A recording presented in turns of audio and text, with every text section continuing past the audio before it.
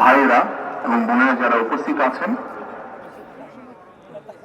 মরহুমা বেগম খালেদা জিয়া জীবিত থাকাকালীন অবস্থায় যদি আপনাদের কারো কাছ থেকে কোনো ঋণ নিয়ে থাকেন, দয়া করে আমার সাথে যোগাযোগ করবেন, আমি সেটি পরিশোধের ব্যবস্থা করবো ইনশাআল্লাহ।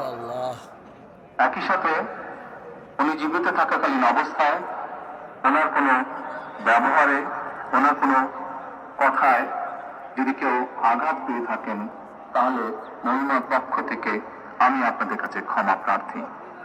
দোয়া করবেন আল্লাহ তাআলা যাতে ওনাকে বেহেশত দান করেন।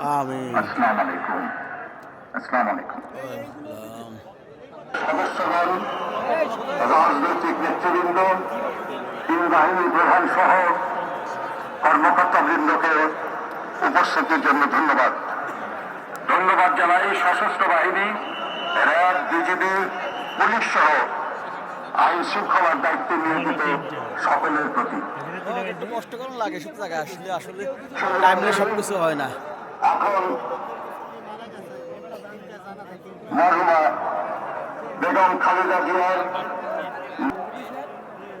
নেতৃত্ব দেবেন জাতীয় মসজিদ আব্দুল মুকাররমের খতিব ঢুকে যান, সামনে সামনে ঢুকে যান না, মোহাম্মদ আব্দুল মালিক, ঢুকে যান। আরে লাগতো না, ঢুকে যান না, ভিতরে ভিতরে ঢুকে যান না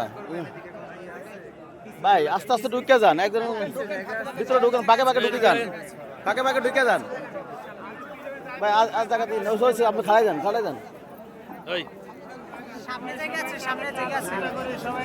দাঁড়াই যান।